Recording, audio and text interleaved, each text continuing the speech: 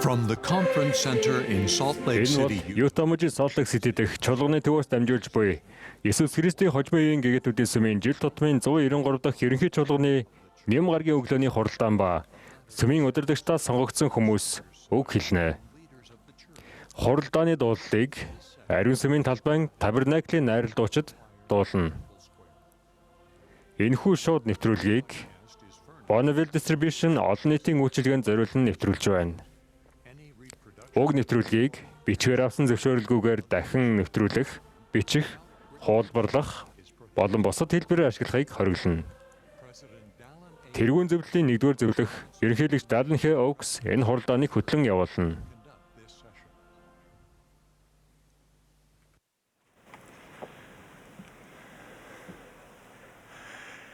Brothers and sisters, we Ах эгч нараа, welcome you to бид та бүхнийг Есүс Христийн хожим үеийн гэгэтүүдийн сүмийн жил тутмын 193 дахь ерөнхий чуулганы нэм гарагийн өглөөний хуралдаанд тавтай морилно хэмээн урьж байна.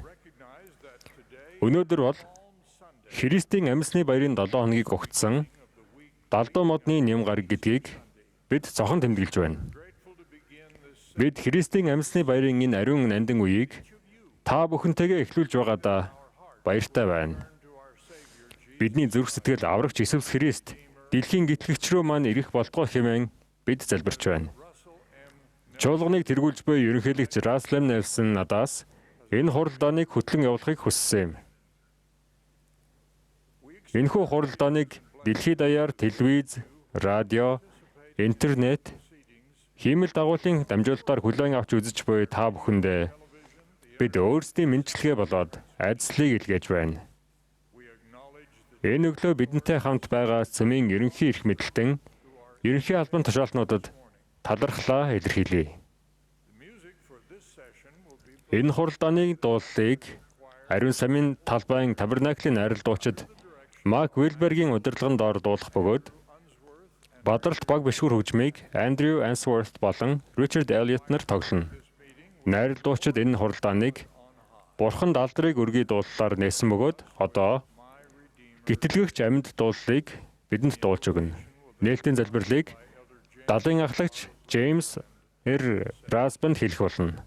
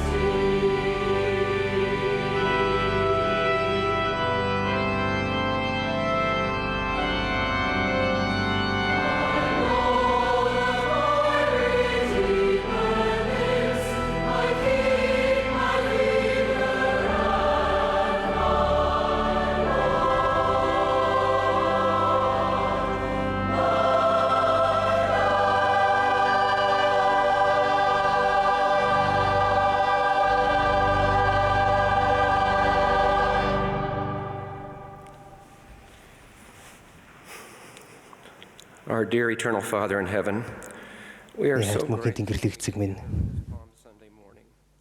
энэхүү далдуу модны нэм гарагт бид бүгд хамтдаа цуглах боломжтой байгаа талархаж байна. On this day and Энэхүү нэм гарагт таны хүү Иерусалимд орж shrink, but suffered and died. тэрхүү нэм гарагийн зовлонд тэрээр We're so grateful for the joyful news of his тоош годаалгүйгээр цагаатгалыг үлдэх боломжтой гэсэн талархаж байна.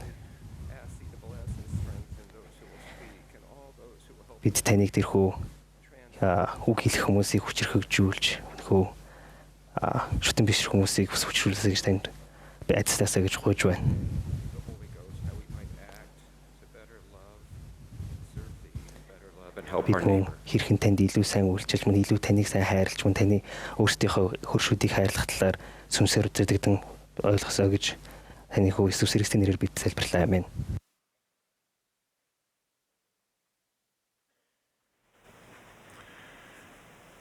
We will now be pleased to hear from Elder D. Todd Одоо Christofferson, бидэнд 12 төлөөлөгчийн чуулган ахлагч Дитат Кристоферсоны үгийг сонсох таатай боломж тохиож байна. Түүний дараа халамжийн нийгэмлэгийн ерөнхий ерөнхийлөгч Камил Н. Джонсон үг хэлнэ. Түүнийг үг хэлсний дараа найрал дуучид залбирахыг би хүсэхэм дуулалыг дуулна. Дараа нь бид 12 төлөөлөгчийн чуулган ахлагч Улисес Суарес болон Далайн ахлагч Казухико Ямашта нарын үгийг сонсох болно.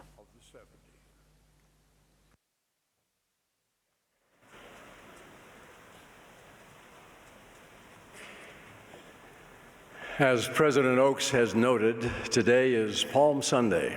Өнөөдөр их эзний Иерусалимд ялгуулсан орж ирсэн явдлыг мөн Гетсеман дахь зовлон шаналл хэдхэн хоногийн дараах загалмаа дээрх үхэл Христийн амьсан баярын ням гараг тохиосон түүний гайхамшигт амьдралтыг тэмдэглэдэг далдуу модны ням гараг буюу ариун 7 хоногийн эхлэл юм аа. Христ биднийг итгэхийн тулд юуг даван туусныг хэзээч мартахгүй байцгаая. Мөн түүний булшийг ялж бүгдэд өгсөн амьлуулалтын бэлэгт төвлөрснөөр Христийн амьсны баяраар ахин мэдэрдэг асар их баяр баясгалангаа бүгдээрээ алдахгүй байцгаая. Түүнийг хүлээж байсан сорилт ба цовдлолтын өмнөх орой Есүс төлөөлөгчдийнхөө хамт алгасал баярын зоог барьжээ. Сүүлчийн зоогийн төгсгөлд ариун өмгөөллийн залбиралтаа Есүс эцгээсээ дараах зүйлийг хүссэн. Ариун Аава надад өгсөн нэрээрээ тэднийг хамгаалж бидэнд луга адил тэднийг нэг байлгаач. Дараа нь аврагч хүсэлттэй бүх итгэгчийг хамруулан би зөвхөн тэдний төлөө бос тэдний үгээр дамжуулан надад итгэх хүмүүсийн төлөө мөн гуйж байна. Энэ нь эцэг та миний дотор би таны дотор байгаатай адил тэд бүгд нэг байхын тулд бөгөөд мөн тэд бидний дотор байхын тулд билээ хэмээн намуухан хэлсэн юм. Нэг байх нь Есүс Христийн сайн мэдээнд мөн Бурхны хүүхдүүдтэйгээ харилцах харьцаанд байнга гарч ирдэг нэг сэдв юм. Энохын үед байсан Сион хотын талаар өгүүлэхдээ тэд нэг зүрх сэтгэл мөн нэг оюунтай байлаа гэсэн байдаг. Шинэ гэрээнд Есүс Христийн эртний сүмийн анхны гишүүн гэгэнтнүүдийн талаар итгэсэн олон нэг зүрх сэтгэлтэй байсан гэж зэдгэлжээ. Бидний эрен үед их эзэн би та нарт хэлнэ. Нэг байх тун мөн хэрв та нар нэг байхгүй аваас та нар минийх биш болоо хэмээн заасан.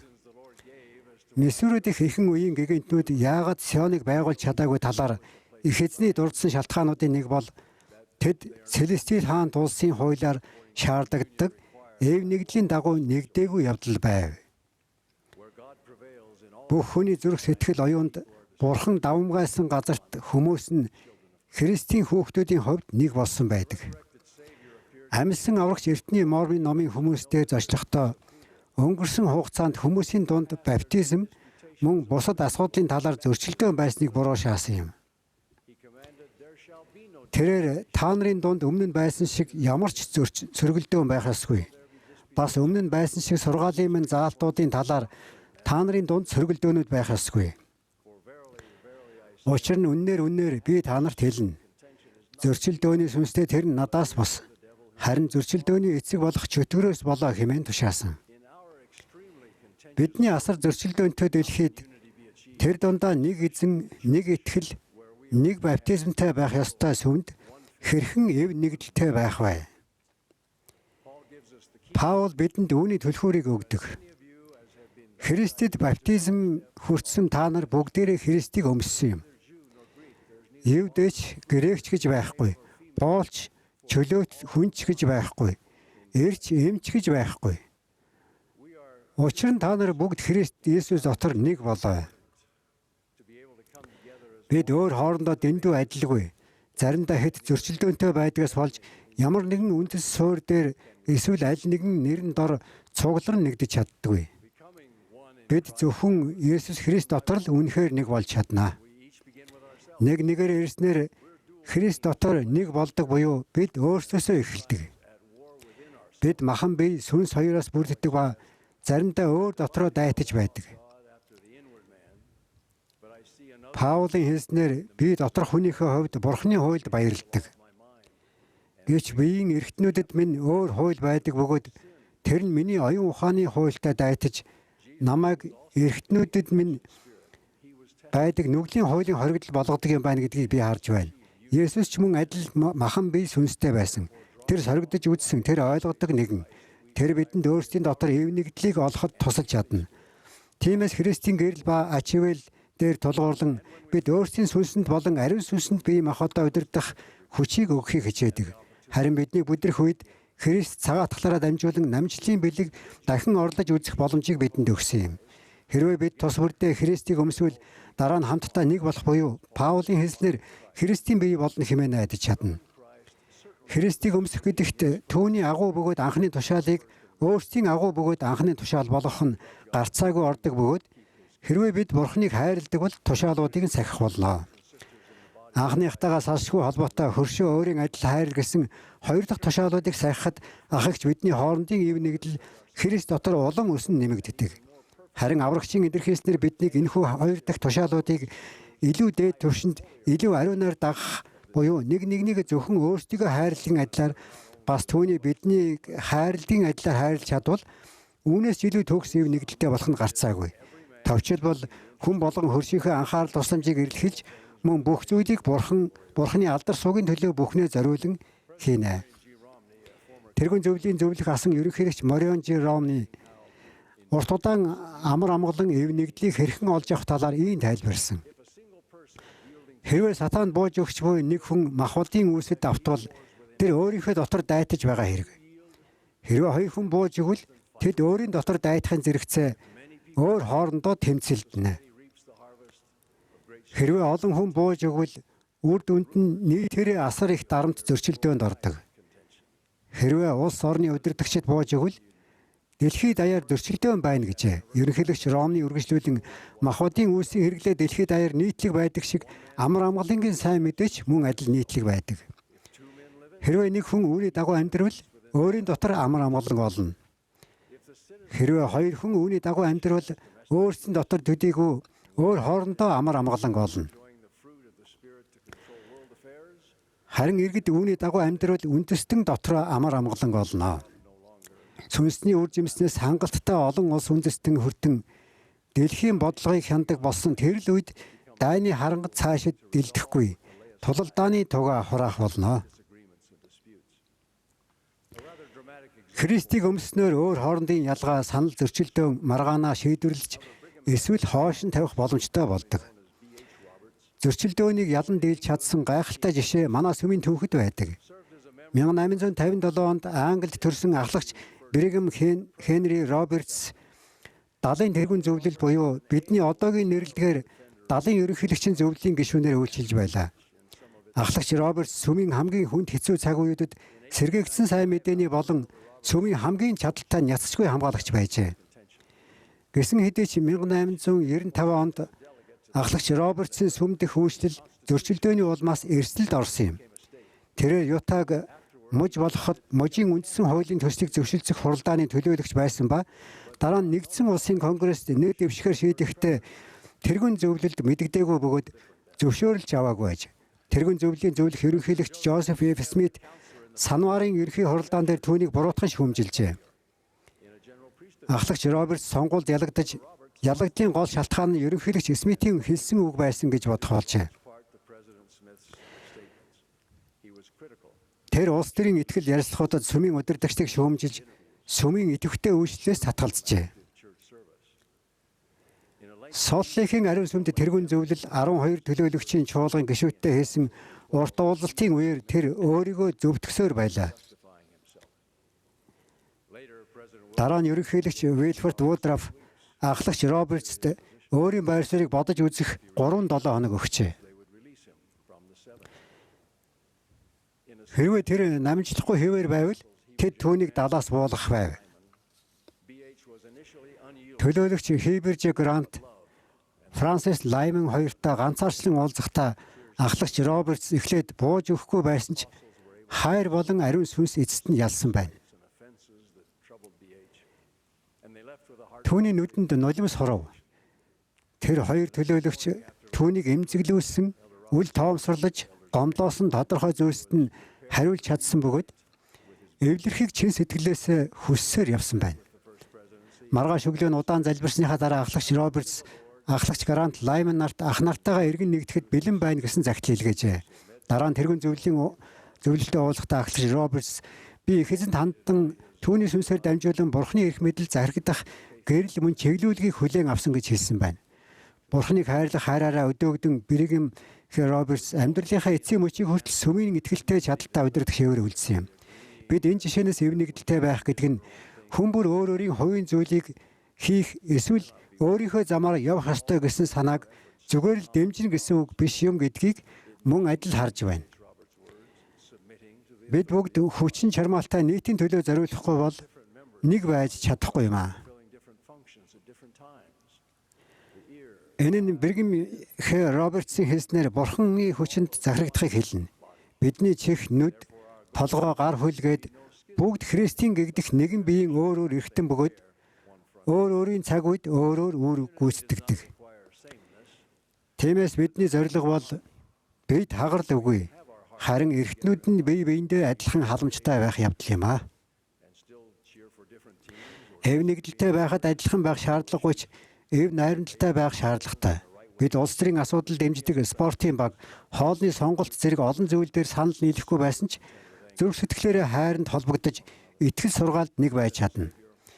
Гэхдээ бид хизээч уурлан санал зөрөлдөж, хэрэлдэж зөрчилдөж болохгүй.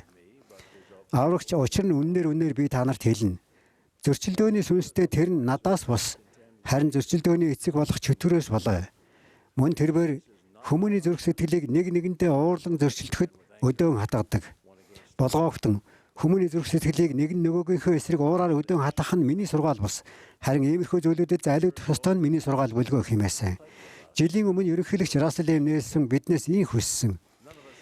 Бидний хэн ч улс үндэстнийг төдийгүй бусдын үйлдэлийг тэр байтугай өөрийн гэр бүлийн гишүүдийг хянаж чадахгүй. Гэхдээ бид өөрсдийгөө хянаж чаднаа. Хайр дахагч нараа, би өнөөдөр та бүхнийг өөрийн зүрх сэтгэл, өөрийн гэр орон, өөрийн амьдралд өрнөж буй зөрчилдөөнийг эцэлэхэд уриалж байна.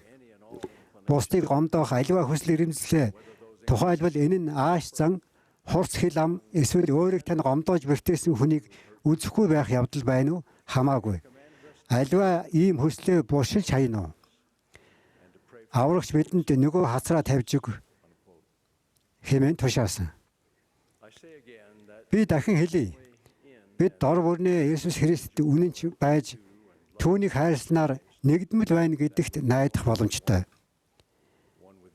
Өөрөөр хэлбэл дотроо гэртээ мөн сүмд явандаа Сионд эцэст нь эцэгтэйгээ мөн хүүтэй мөн ариун сүнстэй нэг байна гэж найдах боломжтой. Би ариун 7 хоногийн тэмдэглэлт үйл явдал мөн бидний гэтлэгчийн ялалтын талаар дахин дурдъя. Есүс Христийн амьлалт нь түүний тэнгэрлэг байдлыг мөн тэрээр бүхнийг даван туулсан гэдгийг гэрчилдэг. Түүний амьлалт бид түүнтэй гэрээгээр холбогдсныг бид ч мөн бүхнийг даван туулж нэг болох боломжтой гэдгийг гэрчилдэг. Түүний ачаар өгшгүй байдал ба мөнх амьдрал бодит зүйл болсон гэдгийг түүний амьлалт гэрчилдэг. Энэ өглөө би түүний амьлалт мөн түүнтэй холбоотой бүх зүйлийг Есүс Христийн нэрээр гэрчилж байна.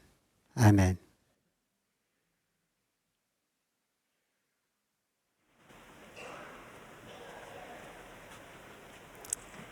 With faith in Jesus Christ and hope in Өвчтөе эрийг халамжлагчд нь Иесус Христэд итгэж түүний гайхамшгүүдийн талаар сонсон зүйлдээ найдан Иесус дээр авчирчээ.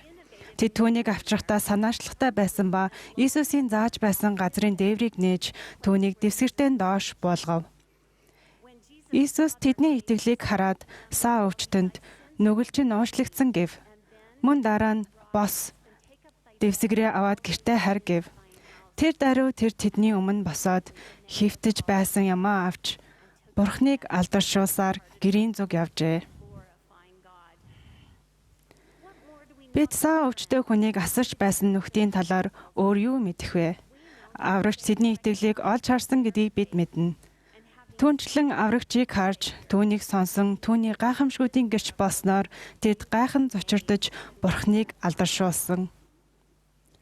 Архаг хүнд өвчний хор уршиг өвдөл зэрэгээсээ эдгэрнэ гэж найдаж байсан хүмүүсийг Иесус Христ эдгэж бие махбодын таатгалыг тэдэнд өгчээ.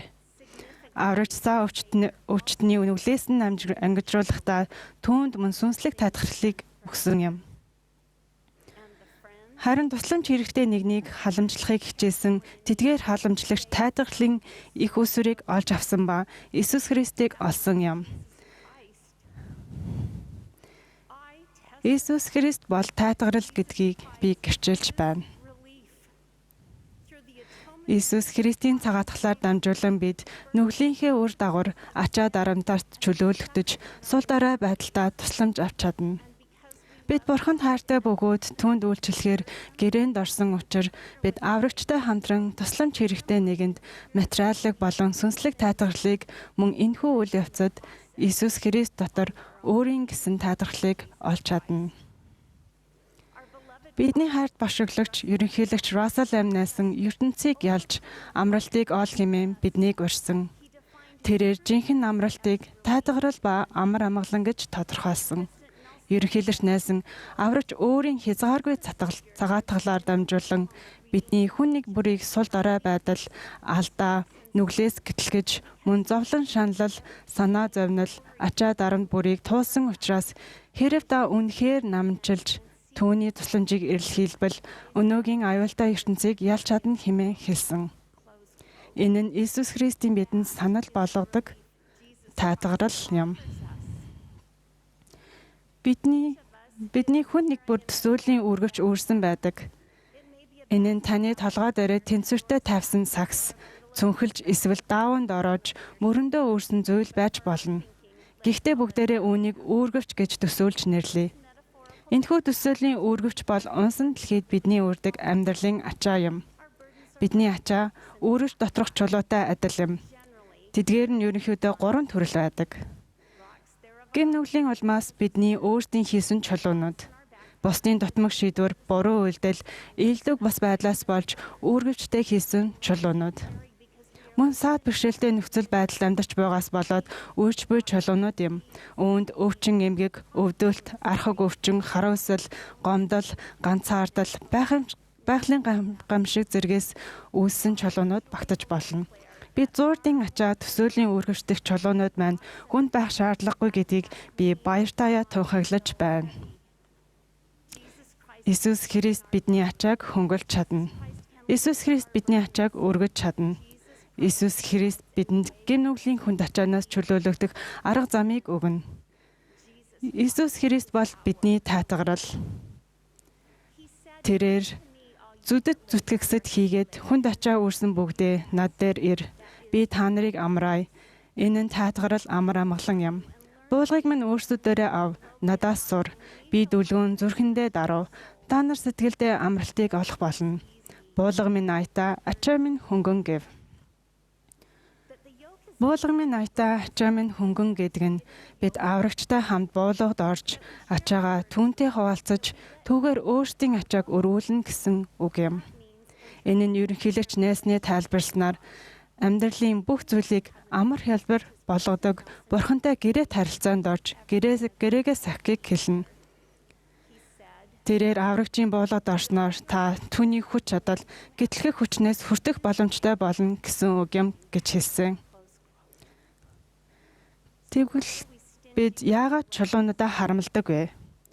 Тоглоомыг дуусгах туслагч шидэгч бэлэн байхад ядарсан бейсболын шидэгч яагаад талбайгаа орхиоос татгалзана вэ? Туслах шидэгч надтай хамт үлдэхээр бэлэн байхад би яагаад ганцаараа талбайдаа үлдэхээр зүтгэн гэж? Ерөнхийлөгч Нельсон Иесус Христ мотраа дэлгэн биднийг эдгэж, өршөөн, цэвэршүүлж бас хүчрхэгжүүлэн ариусгахыг хүсэж найдаж байдаг хэмээн заасан. Тэгвэл бид яагаад чулуунуудаа ганцаараа үүрхээр зүтгэдэг вэ? Та нарын хүн нэг бүр энэхүү хувийн асуултыг тунгааж үзээрэй. Миний хувьд энэ нь он удаан жил байсан бардам зан юм. Би чадна. Зүгээрээ би өөрөө хийчин гэж би хэлдэг. Энэ нь намайг бурхнаас нуугдан түүнээс нуур буруулж ганцаараа алхахыг хүсэж буй агуу хуурам эхлэгчийн хүсэл юм. Ах эгч нараа би ганцаараа явж чадахгүй. Тэгэх шаардлагагүй бөгөөд тэгэх ч үгүй. Бурхантай хийсэн гэрээнүүдээрээ дамжуулан аврагч Иесус Христтэй ойр байхыг сонгосноор намайг хүчрхэгжүүлэгч түүгээр би бүгдийг хийж чадна. Гэрээгээ сахигчид аврагчийн таатгалаар ажилладаг. Мормны номын жишээнүүдийг бодоод үзээрэй. Аалмагийн хүмүүс хачлахад байсан ба тэдэнд үүрэг ажил өгч мөн тэдний харгалзах хянагчдыг томилжээ. Тэдний чанга залбирахыг хориулсан байсан ч тэд зүр сэтгэлээ бурханд юулж байсан болоо. Мөн тэрээр тэдний зүр сэтгэлэх бодлуудыг мэдэж байв. Ингээд ихэсний дуулаа тэдгээр тэдний зүдгүүрт ирж өгүүлсэн нь тэргүүнээ өргөцсөн монд хайтгарагдан. Учир нь надад хийсэн тааны гэрээний тухай би мэднэ. Мөн өөрийн хүмүүстэй гэрээ хийж мөн тэднийг боочлоо чөлөөлөх болно би. Мөн би та нарын мөрөн дээр тавигдах ачаануудыг бүр тэдгээрийг нуурын дээрээ байгаагч мэдэхгүй болтол түүнчлэн хөнгөлөн гэв. Ингээд тэд ачаагаа амархан дааж чадахын тулд их эзэн тэднийг хүчрхжүүлсэн билээ. Мөн тэд баяртайгаар мөн төвчээртэйгээр их эзний бүх тааллуудад захирагдсан болоо. Эдгээр гэрээгээ сахигч өсөн нэмэгдсэн төвчээр уран зориг дэмжлэг хийгээд ачаанд хөнгөлөгснөөр тэдгээр таатгалыг хүлээн авсан ба эцэст нь хөнгөрч чөлөөлөгдсөн билээ. Харин одоо өөрсдийн төсөөлийн өрөвч рүүгээ эргэн очие. Намжлал нь биднийг Иесус Христийн цагаатгалаар дамжуулан гим нүглийн чулуунаас хөнгөлж чөлөөлдөг.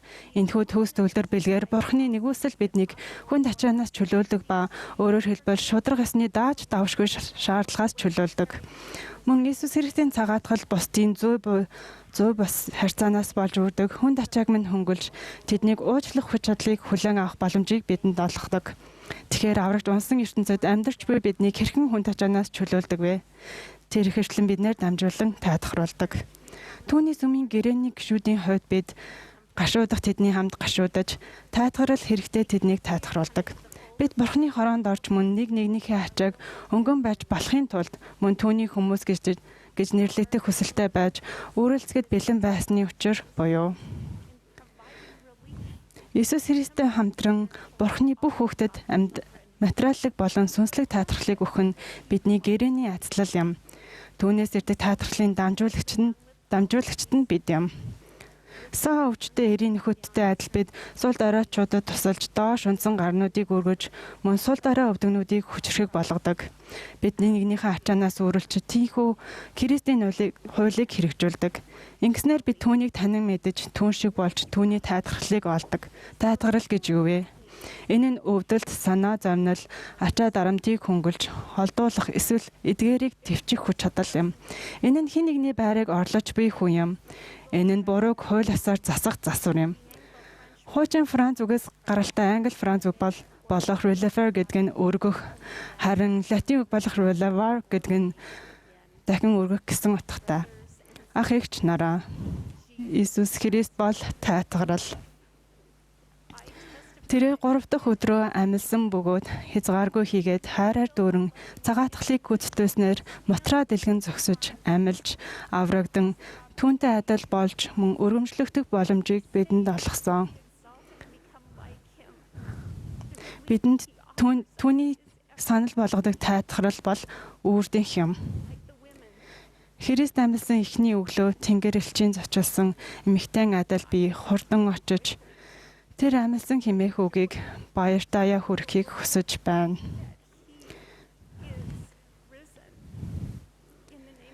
Иесус Христийн нэрээр амен.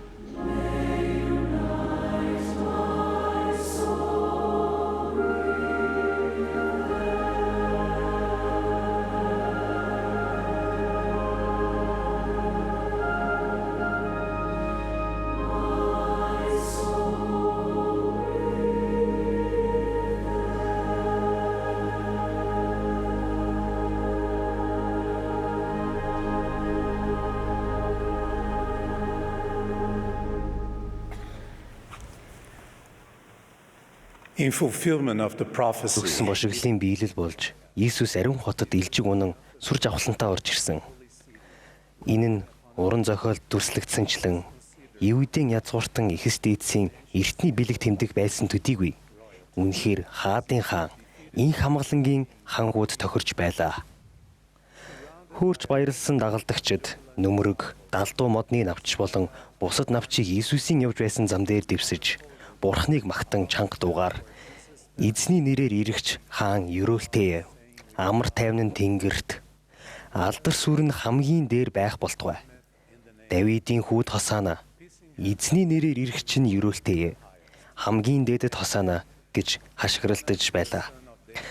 Далдны модны ням гараг хэмээн бидний өнөөдөр тэмдэглэж байгаа энэхүү гайхамшигт үйл явдал нь аврагчийн Өөрийгөө умарцсан золиос болон хоосон булшны агуу гайхамшигт тохиох тэрхүү 7 хоногт болох зовлонт үйл явдлын баяр баясгалаар дүүрсэн удирдгал байсан.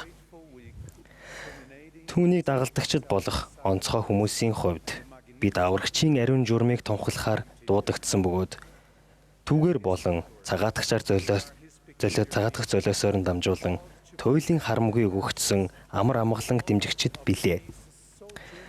Энэхүү амар амгалан нь аврагч руу зүрх сэтгэлээ хандуулж зөв шударга амьдарч байгаа хүн бүр дамлагдсан бэлэг юм аа. Энэ нь бидэнд мөнх бус амьдралыг таашаах хүчийг өгч амьдрал хэмээх харгуйн шаналнт бэрхшээлийг тисэх боломжийг өгдөг.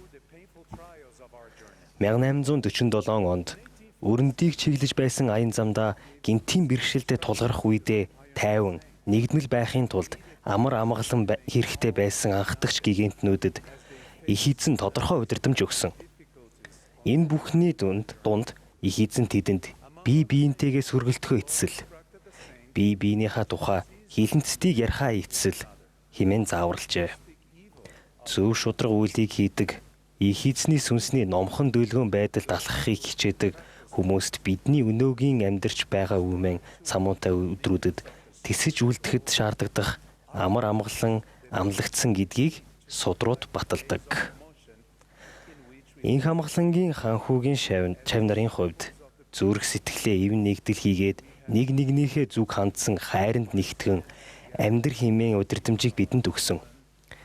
Бидний хайрт бошиглогч ерөнхийлөгч Russell M. Nelson саяхан зөрчилдөөн аврагчийн төлөөлж зааж байсан бүхэнтэй харшилдаг хэмээн заахын сацуу өөрсдийн зүрх сэтгэлд болон амьдралд одоо явагдаж байгаа хувийн зөрчилдөөнүүдийг эцэслэхийн тулд чадах бүхнийг хийхийг биднээс хичээнгүйлэн гуйсан.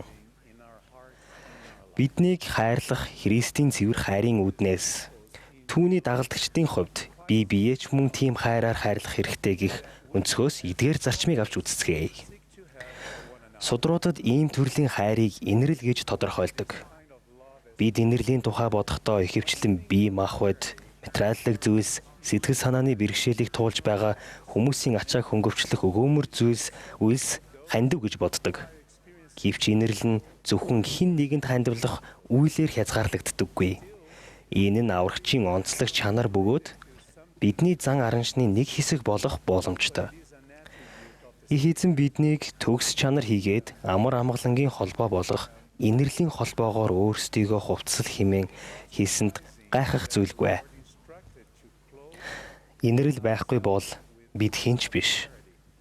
Мөн бид Тэнгэрлэг эцгийнхээ орд харшид их эзний бидэнд зориулан бэлтгэсэн тэрхүү байрыгч өвлөж чадахгүй.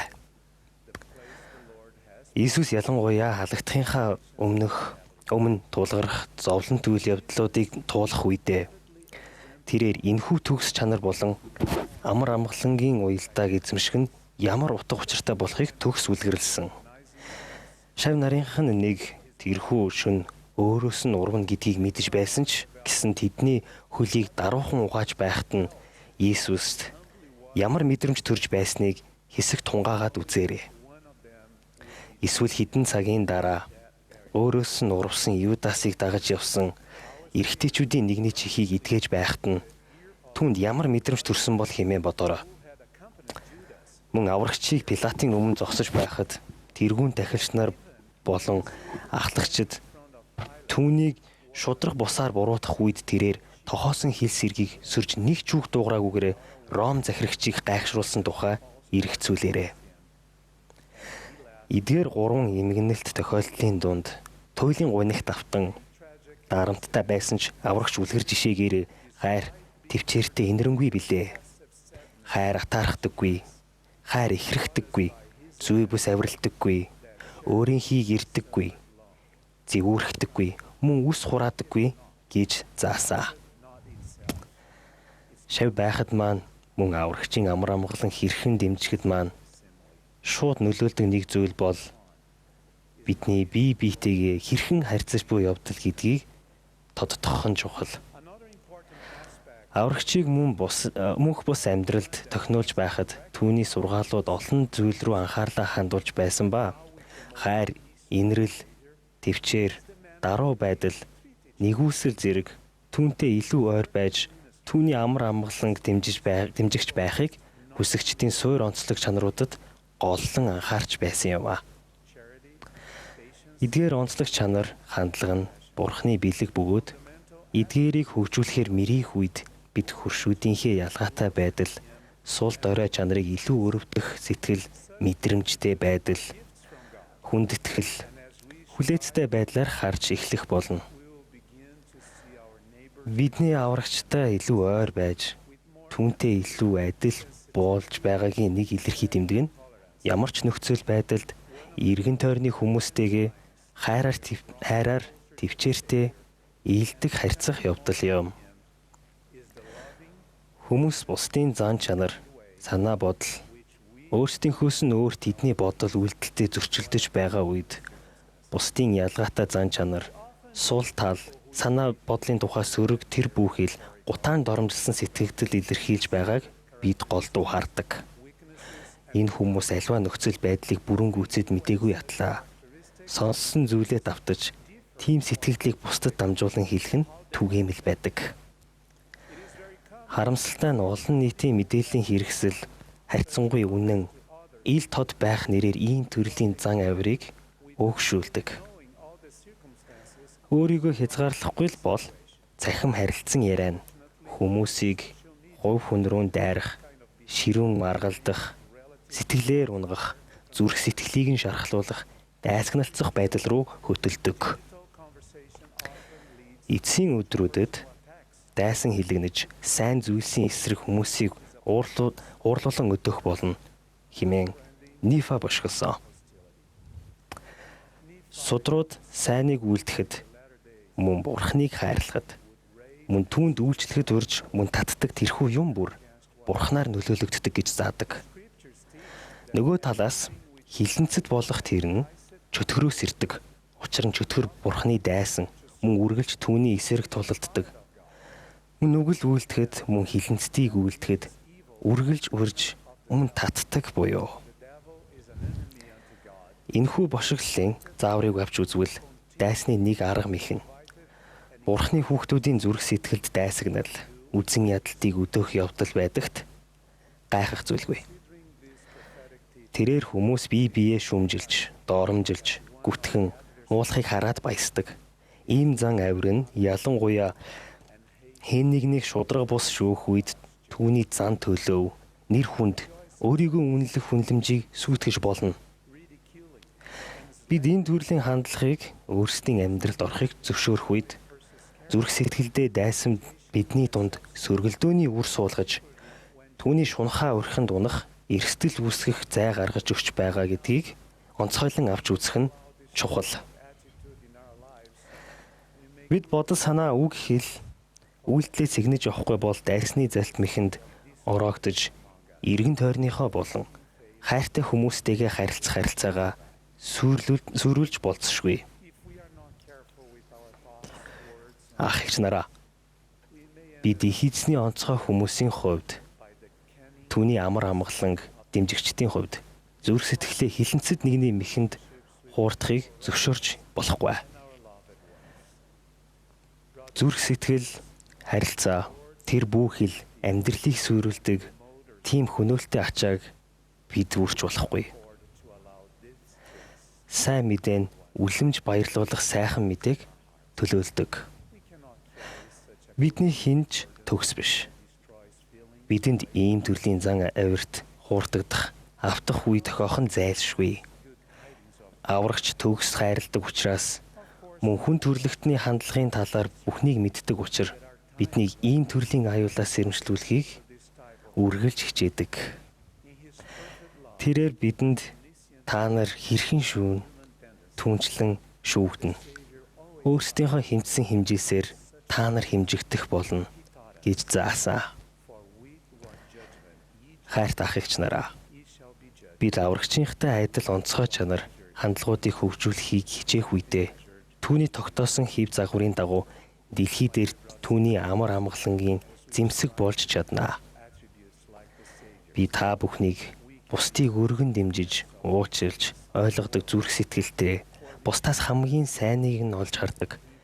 Хэрв ариун журамтай сайхан эсвээс сайн гэгддэг буюу сайшаалтай ямар нэгэн зүйл байдаг бол бид эдгээр зүйлүүдийг эрэлхийлдэг гэдгийг үргэлж сандаг хүмүүс болон өөрсдийгөө хувирхан өөрчилж чадах арга замуудыг бодож үзэхэд урьж байна. Хэрв бид эдгээр онцлог чанар хандлагыг эрэлхийлж хөгжүүлэх аваас бусдынхаа хэрэгцээнд илүү чин сэтгэлээсээ мэдрэмжтэй ханддаг болж баяр баясгалан амар амгалан сүнслэг өсөлтийг мэдрэх болно гэдгийг би амлаж байна.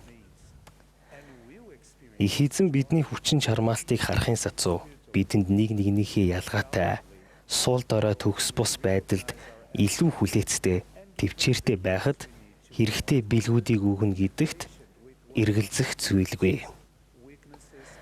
Түүнээс гадна бид гомдох өдөөлтийг төвчж биднийг өвтгсөн хүмүүсийг гомдоохгүй байхад илүү сайн суралцсан. Аврагчийн үлдсэний адил бидэнтэй зөв бос харьцаж бидний тухай муугаар ярьсан хүмүүсийг уучлах хүсэл маань нэмэгдэж бидний зан чанарын нэг хэсэг болох нь гарцаагүй. Бид ирэх нямгаар хоосон булчны гайхамшгийг тэмдэглэхээр бэлтгэх үедээ өнөөдөр буюу далдуу модны нямгаргийн энэ өглөө энэ хамгаалангийн ханхүүгийн замыг даган хайраар дүүрэн нөмрөг инэрлэр дүүрэн далдуу модны навчаа дэвсэх болтугай. Христэд итгэдэг ах эгч нарын хувьд бүгдээрээ хамтдаа Давидын хүүд Хосана эзний нэрээр ирэгч нь өрөөлтөе. Хамгийн дээдэд Хосана гэж баясгалантай тунхаглацгаая. Иесус Христ амьд гэдгийг мөн түүний цагаатагч золиосоор илэрсэн төгс хайр түүнтэй хамт алхаж энэ дэлхий дээр болон ирэх дэлхийд түүний амар амгалан гидлэх хүсэлтэй бүх хүнд нээлттэй гэдгийг би гэрчилж байна. Би энэ бүхнийг аврагч, гитэлгэгч Иесус Христийн ариун нэрээр хэлж байна. Амен.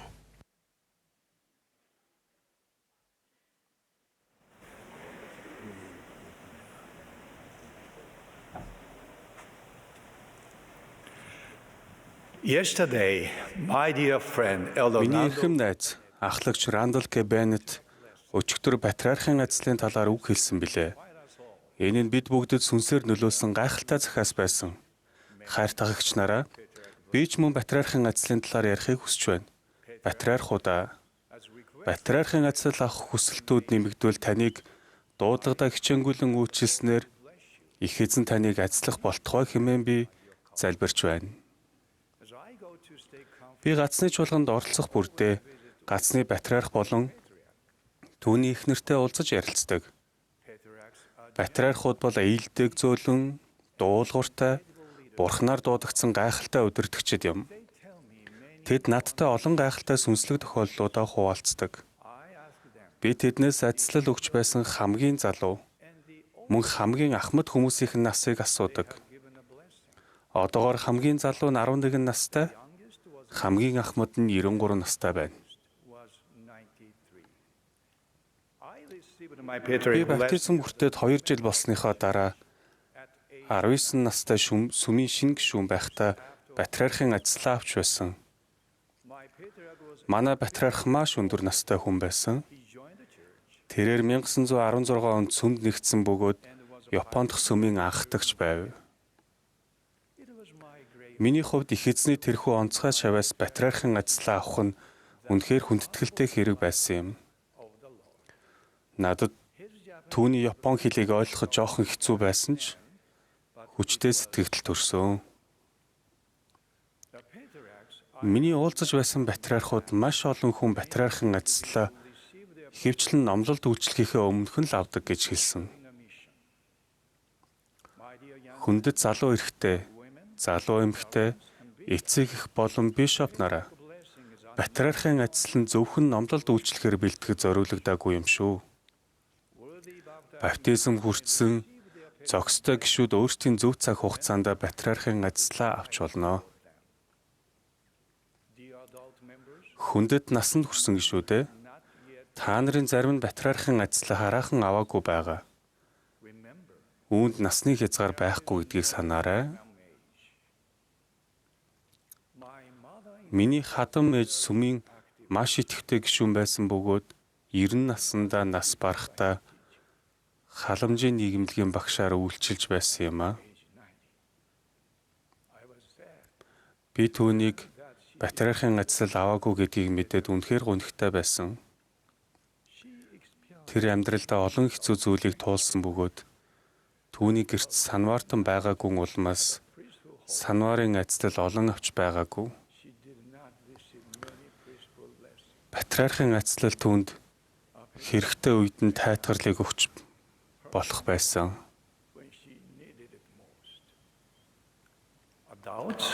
Насанд хүрсэн гишүүдийн хувьд та бүхэн Патриархийн ажлаа хараахан аваагүй байгаа бол бүү санаа зовоорой. Хүн бүрийн сүнслэг цаг хугацаа өөр байдаг. Хэрэв та 35 эсвэл 85 настай байсан ч танд хүсэл байвал Патриархийн ажил авах талаар бишоптойгоо ярилцаарай. Сүмийн шинэ гишүүдээ та нар Патриархийн ажлын талаар сонсч байсан уу?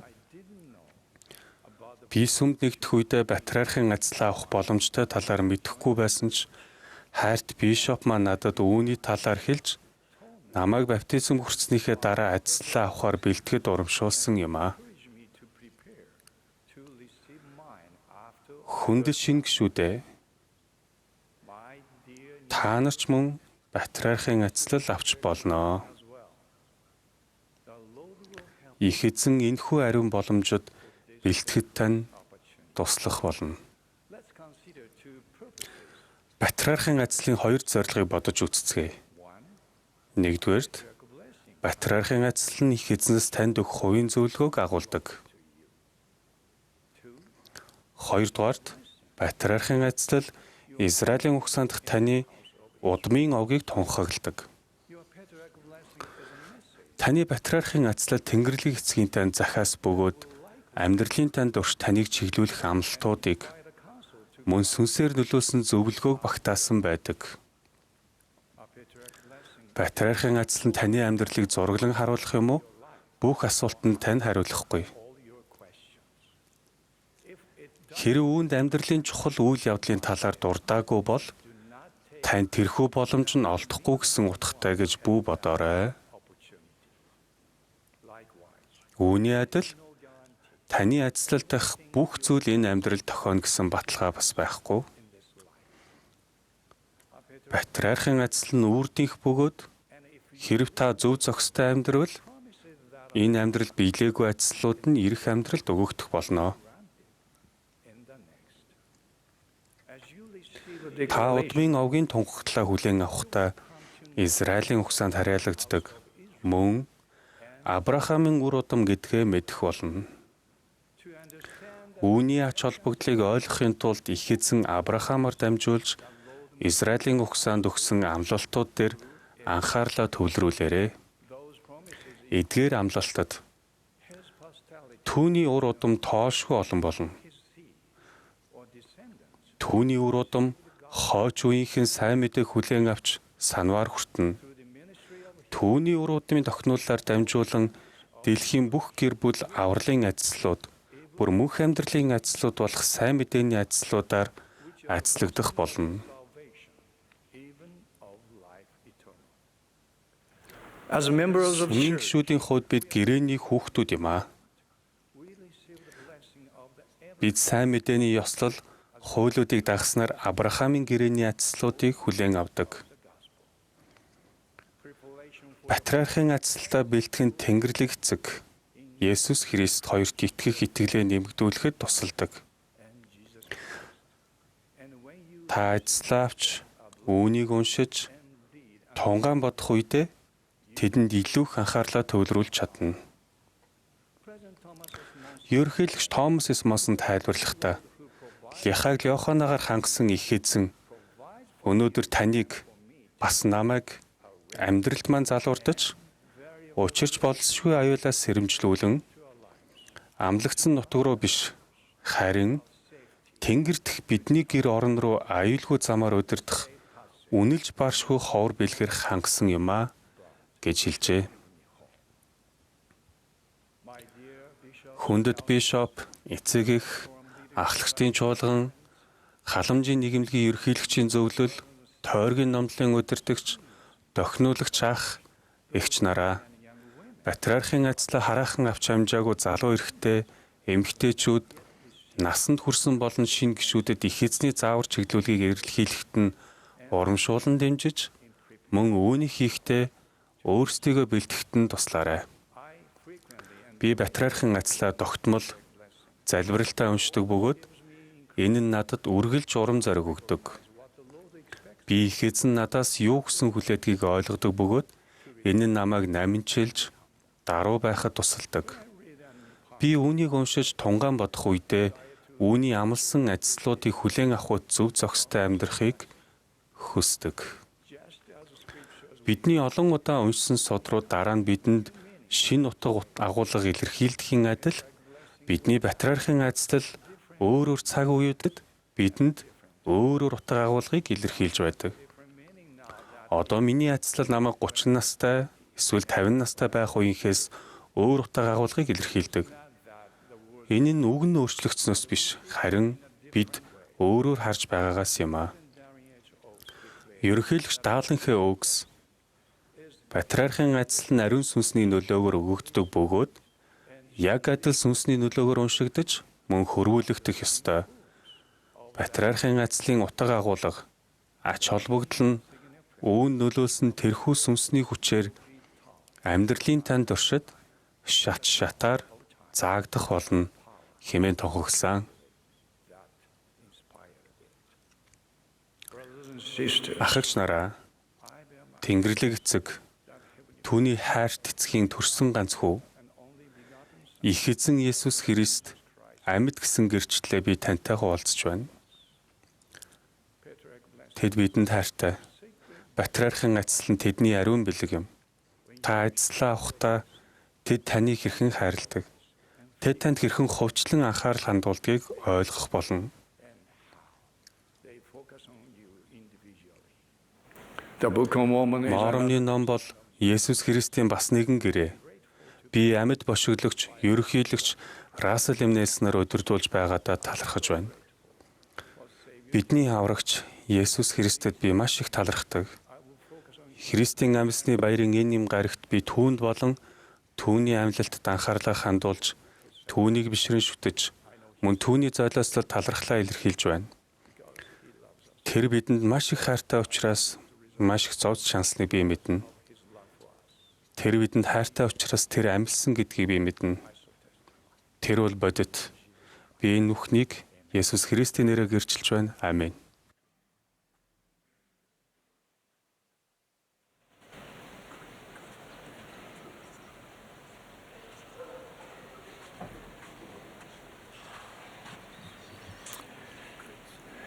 As directed, the congregation joined the choir in singing Guide Us, O Thou Great Jehovah. Цугларсад агуу ихо бидний хөтлөгч дуулыг найрлуучдын хамт дуулна. Дуулын дараа 12 төлөөлөгчийн чуулгын ахлагч Нийлэл Андерсны үгийг бид сонсох болно. Түүний дараа далайн ахлагч Кевин Ар Данкан үг хэлнэ.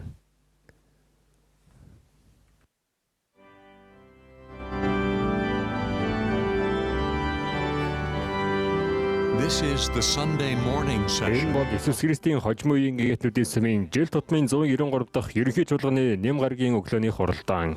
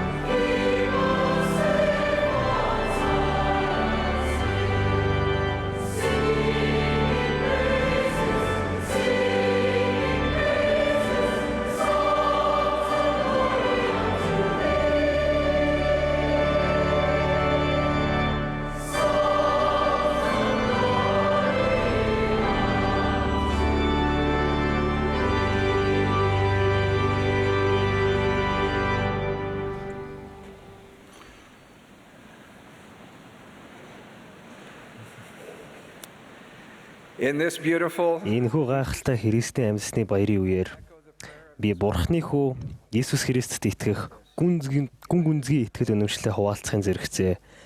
Дэлхийд даяар тархан суугаа та нарын хүн нэг бүрд хайртай гэдгийг илэрхийлье. Моромны номдох нэгэн гайхалтай түүхэд нэр хүндтэй гэр бүлээс гаралтай залуу хоёр хаалмаагийн тухай өгүүлдэг. Содорт түүнийг хиймлэг шүтэгч гэж дүрсэлсэн байдаг. Тэрээр үг хэлэнд сайн ятхан үнэмшлүүлэхтэй гарамгай нэгэн байсан бөгөөд цусартан ярьж өөрийг дагахыг бусдад ухуулан ятгадаг байв. Гайхалтай нь Тэнгэр элчийг Аалмаад болон түүний найзуудад үзэгдэхэд Аалмаа газар тунан сүлдэн доройтож эцгийнхээ гэрлүү арчаагүй байдалтай хүргээгдэжээ. Тэрээр 3 хоногийн турш ухаангүй хэвтэв. Хожим нь тэр өөрийгөө эргэн тойрныхондоо ухаангүй байгаа мэт харагдаж байсан ч бодгаал маань гашуудан байх зур оюун ухаан минь Бурхны зарилгуудыг дагаагүй амьдралаа бодон тун сэргэг байсан гэж тайлбарлан ярьсан юм.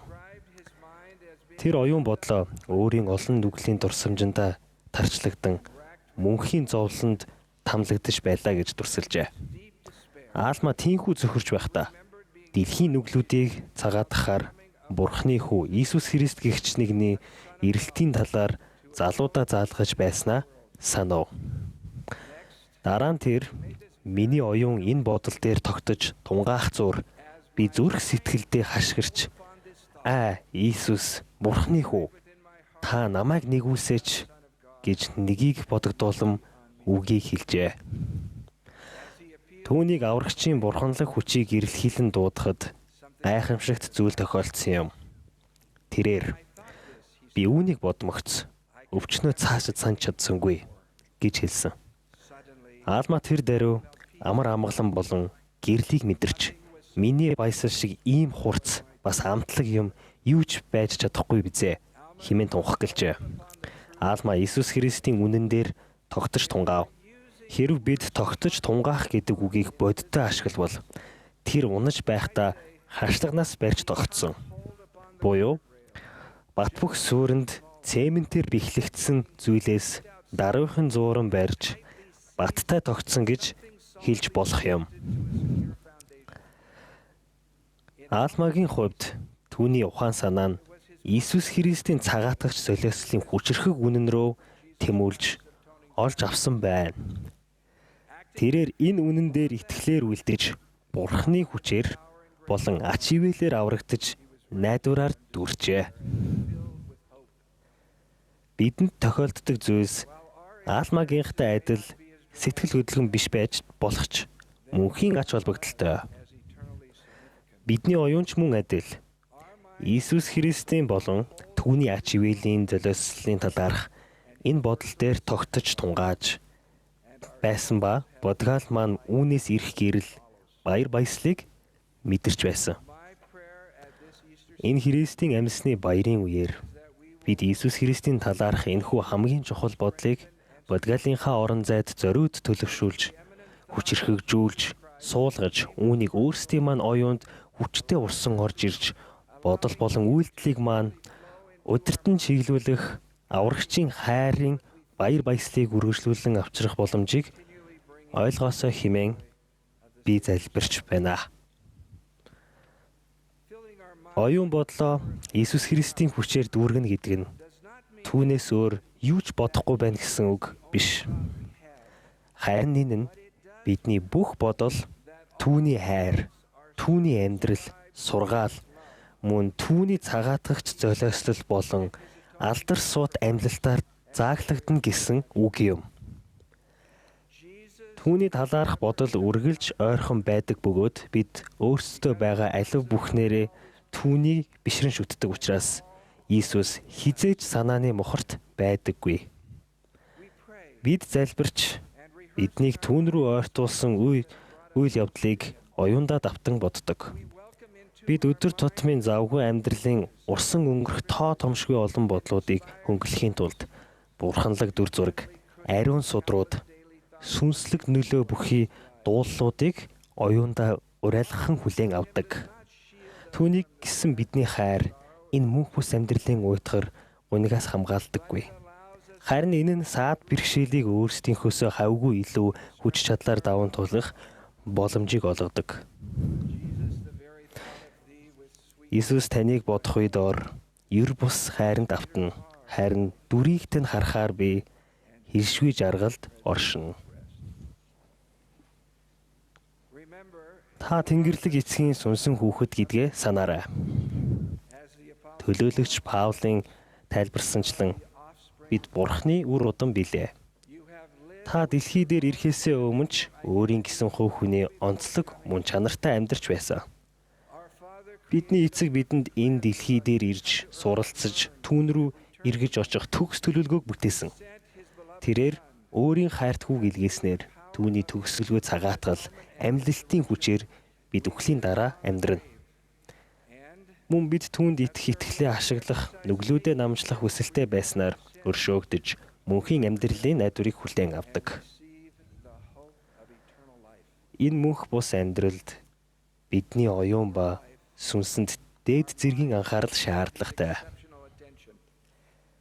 Оюун санаа маань бидэнд амьдрах, сонгох, сайн мууг ялган таних боломжийг олгодог.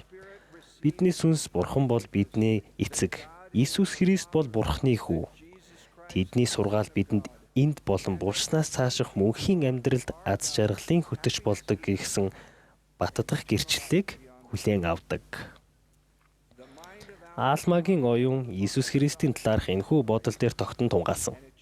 Энэ нь түүний амьдралыг өөрчилсөн юм. Ерөнхий чуулган бол их эзний таны хийгээсэй гэж хүссэн зүйлсийг хийж болоосоо гэж хүссэн хүн болох гайхалтай боломж юм. Энэ нь мөн өөрсдийн өсөлт хөгжлийг дүгнэн бодох цаг. Үүрэгт ажлынхаа хүрээнд дэлхий даяар явахдаа би сүмийн зөв шудрах хичээнгүй гишүүдийн өсөн нэмэгдэж буй сүнслэг хүч чадлыг харсан юм.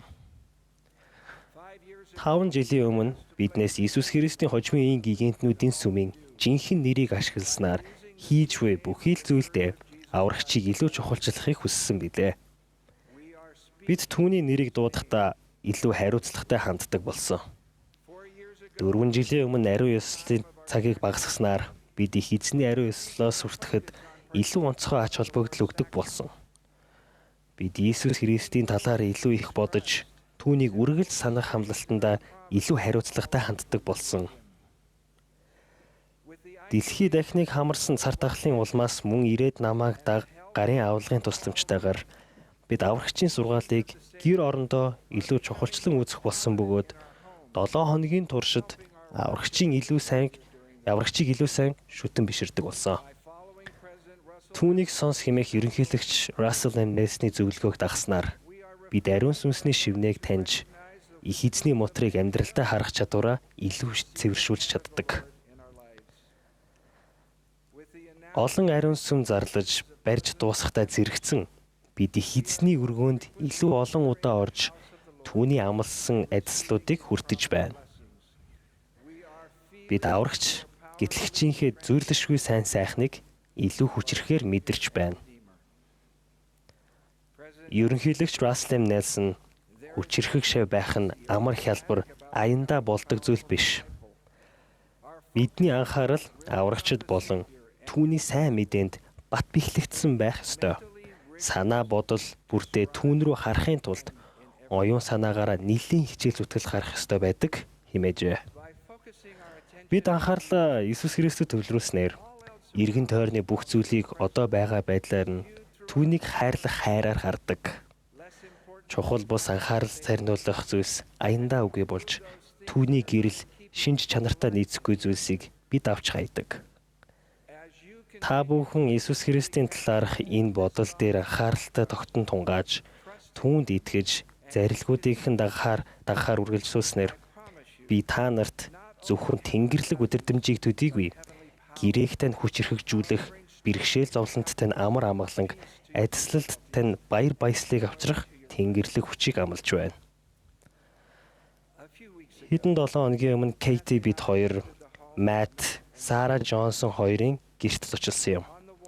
Тэднийх ханандаа эрхэм нандин гэр бүлийн зураг, аврагчийн гайхалтай сайхан зураг болон ариун сүмийн уран зургийг тогтоосон байлаа. Тэдний Майди, Руби, Claire, June нэртэй 4 охин нь ээждээ ямар их хайртай талаараа баяртайгаар ярьж байлаа. Жил гаруй хугацаанд Сара огт нь өвөг дээдсийнхээ өмнөөс баптизм хүртэж болохын тулд гэр бүлээрээ хамтдаа ариун сүмд орохоор бям гараг бүр тогтмол цаг авдаг байжээ. Өнгөрсөн жилийн 11 сард Сара 12 сарын сүүлийн бям гарагийн оронд пүрэв гарагт ариун сүмд орохоор цаг авсан байна. Тэрээр Матад пүрэв гарагт цаг авахд чамд зүгээр гэж найдаж байна гэж хэлжээ. Сара хорт тавдартай гэж онцлогдсон бөгөөд эмч нар түүнийг 2-3 жил амьдрах байх гэж хэлсэн байв. Ариун ёслол дээр Сара хэр удаан амьдарч байлаач аврагчид бүх зүрх сэтгэлээрээ хайртай. Тэр тулаанд аль хэдийн ялсан хэмээх хүчрхэг гэрчлэлээ хуваалцав. 12 дугаар сар үргэлжлэх явцад Сарагийн бие гинэт огцон муудаж эмнэлэгт хэвтэв. Тэр 12 сарын 29-ний пүрэв гарагийн үүрээр мөнх бус амьдралынхаа амьдралаа чимээгүйхэн орхин оцсон юм. Мат шүнжин Сарагийн дэргэд байсан. Тэр зүрх сэтгэлдээ шаналж бие махбод сэтгэл санаагаараа туйлдан ядарсан байдалтай гэртээ ирээд охидтойгоо харуулсан гашууджээ. Матыг уцаа хайлт харахад Сарагийн товлсон жирийн биш пүрэв гарагийн ариун сүмд орох цаг тэр өдрийн орой болох гэж байгааг сануулсан зурус харагдав. Мат анхаарчгаад өнөөдөр амжихгүй гэж бодож байжээ. Харин түүний оюун аврагч амьд түүний ариун өргөөнөөс өөр гэр бүлээрээ хамт байхыг хүсэж байгаа өөр ямар ч газар байхгүй гэсэн бодол дээр тогтон тунгаажээ. Мат, Мади, Руби, Клэр, Жун нар Сарагийн тэдэнд зориулн товлсон цагт ариун сүмд орохоор ирсэн юм. Хацрыг даган нулимс урсж байсан ч Мат охидтойгоо баптизмын ёслолуудыг өгүүлдэв. Тэд Сарад ямар их хайртай гэдгээ болон түүнтэй мөнхөд холбоотой гэдгийг гүн гүнзгий мэдэрсээ гадна аврагчийн хэмзээшгүй хайр, тайтгаруулагч амар амгаланг мөн мэдэрчээ. Мат би гүн харуулсал гониг гашуудлыг мэдрэхийн зэрэгцээ эцгийнхээ гайхалтай авралын төлөвлөгөөг мэдэж байгаадаа багтан баярлаж байна гэж хэлсэн юм. Христийн амьсны баярын энэ үеэр би аврагчийн харьцуулшгүй цагаатагч солиослол болон түүний сүр жавхлант амьлалтын бүрэн дүүрэн төвлийн үнэнийг гэрчилж байна. Таны оюун Иесус Христийн тухай энэ бодол дээр бат бөх үрд мөнхөд тогтон та амьдралаа аврагч дээр илүү бүрэн дүүрэн төвлөрүүлэхээ үргэлжлүүлвээс түүний найдвар амар амгалан хайрыг мэдрэх болно гэдгийг би амлаж байна. Иесус Христийн нэрээр амен.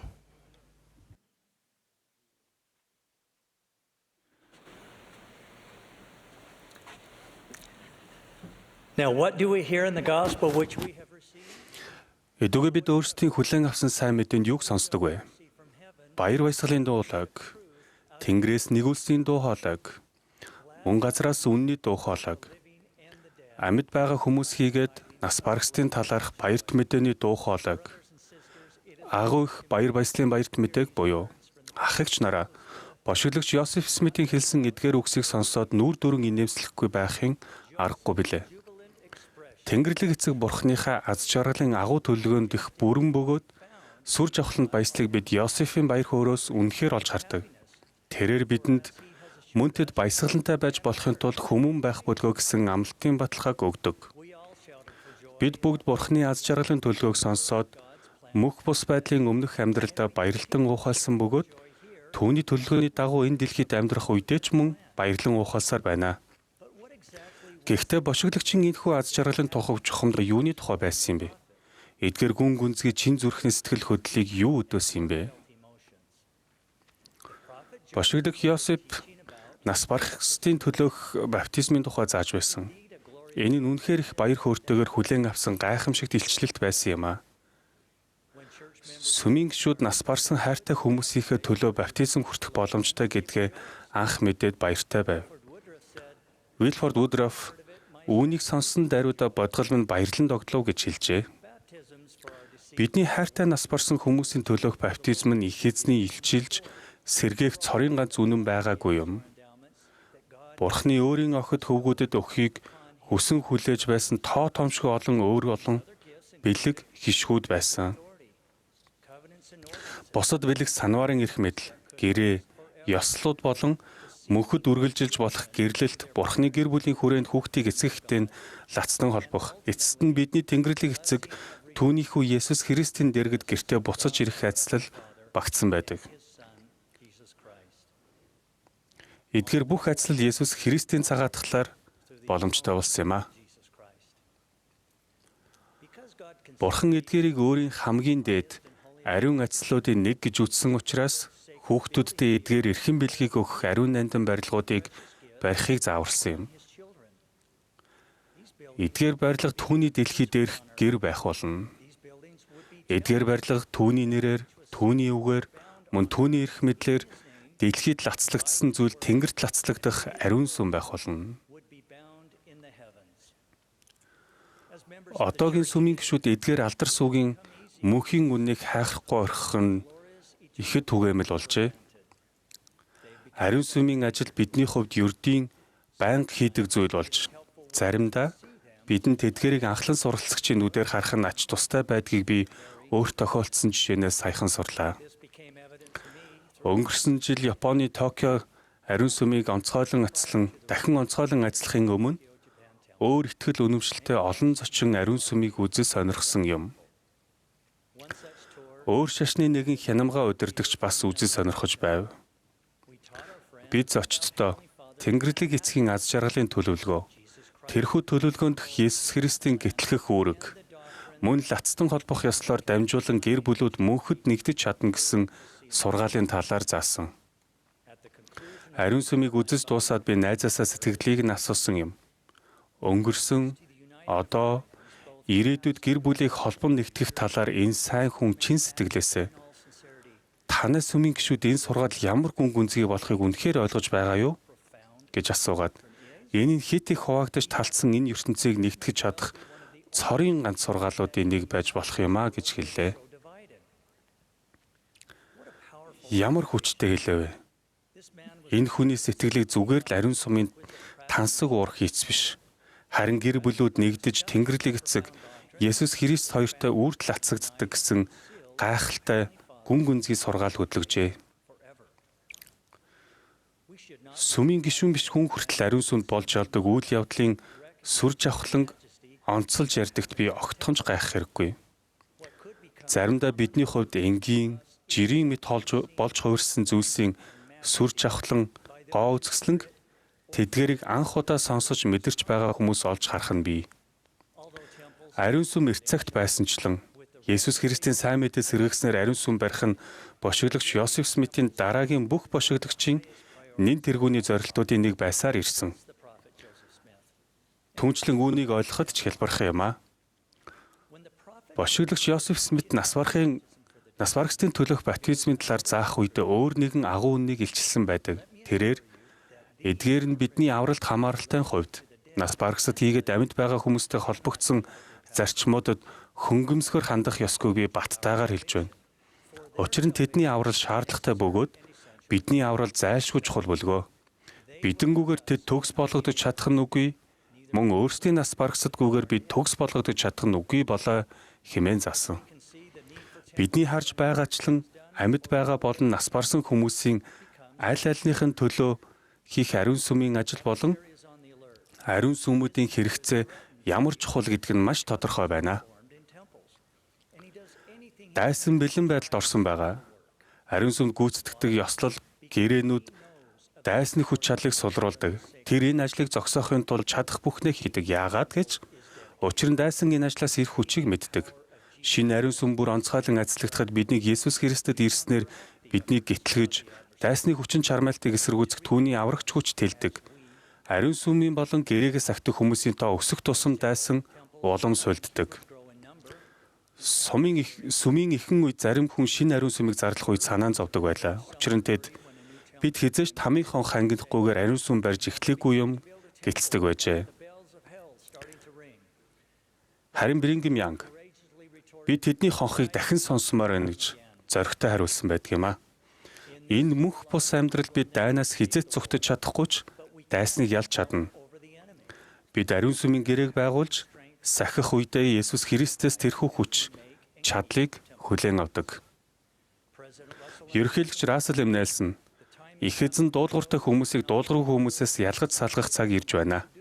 Бидний аюулгүй байдал нь түүний ариун өргөнд ороход зохистой байхад оршиж байдаг хэмээн заасан. Бурхны бошиглогчоор дамжуулан бидэнд амласан зарим нэмэлт ажлыг би хэлж өгье. Танд гайхамшиг хэрэгтэй байна уу? Бидний бошиглогч таныг их эзний ариун сүмд үйлчилж, шүтэн бишрэхийн тулд золиослол гаргахад тэрээр танд хэрэгтэй гэдгийг мэддэг тэрхүү гайхамшгуудыг авчрах болно хэмээн би танд амлаж байна гэж хэлсэн. Танд мөнхийн боломжийг тань сануулах зүйл хэрэгтэй юу? Бошиглогч манд бидний хэн болох боломжтойг бидэнд сануулах та.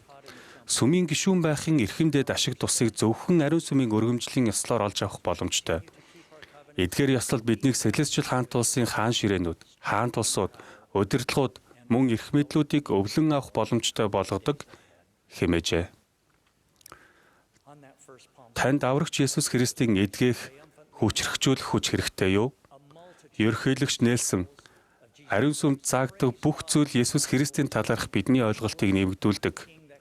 Улмаар бидний гэрээгээ сахих үед тэрээр өөрийн эдгээгч, хүчрхэгжүүлэгч хүчийг бидэнд хүртээдэг. Ирэх өдрүүдэд түүний хүч бидэнд ямар хэрэгтэй гэж хэмээн батлан хэлсэн. Анхны далдуу модны нэм гарагт Есүс Христийг Иерусалимд ялгуурсан байдалтай орж ирэхэд Есүс Христийн олон шав баярлаж чанга дуугаар Бурхныг магтан эзний ирээр ирэгч хаан ерөөлтэйг эцгээжээ. 1836 онд далдуу модны нэм гарагт Кортлендийн ариун сүм онцгойлон ажиллагт нь ямар сайхан тохирсон хэрэг вэ? Тэр үед ч гэсэн Есүс Христийн шавнаар баясаж байжээ. Бошиглогч Йосеф Смит онцгойлон ажиллах залбирал дараалах магтаалын үгсийг хэлжээ. Бүхнийг чадах их бурхан эзэн минь ээ, биднийг сонсооч. Мөн Тэнгэрээс хаан сэнтэнтэй залран суудаг тэндээс алдар суу хүдтгэл хүч шавхлан хүч чадал бидэнд хариулаач. Бурханд болон хурганд магтаалын мэдчилгээ хүргэн хосоонойг дуулагч. Таны хаан сэнтиний эргэн тойронд дах эдгээр гэрлэгч гялалсан серафуудтай бид нар дуу хоолойгоо нийлүүлж болохын тулд сүнснийхээ хүчээр бидэнд туслаач. Мөн таны эдгээр бишрэлтнүүд баяр хөөр болон чангарахшигдаг. Ах эгч нараа, өнөөдөр далдуу модны нэм гарагт бид ч бас Есүс Христийн шав нарын хувьд ариун бурхнаа магтандуулж түүний бидэнд өгсөн сайн сайхны төлөө баясан баярлацгаая. Бид өөрсдийн сайн авсан мэдээнд юуг сонсдог вэ? Үнэхээр баяр баясгалангийн дуу хоолойг. Та нар их эзний ариун сүм рүү орох болгонд энэ баяр баясгалан улам бүр мэдэрч мөн хариуд нь түүний та нарт өгөх баяр баясгалан мэдрэх болтугай гэдгийг би гэрчилж байна. Есүс Христийн ариун нэрээр аминь.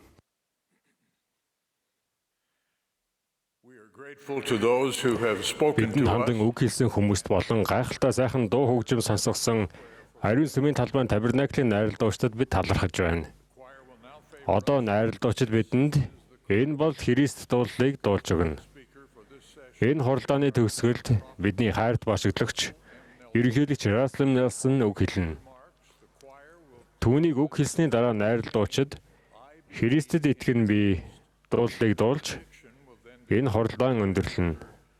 Дараа нь хаалтын залбирлыг далайн ахлагч Терики Мутамбо хэлнэ.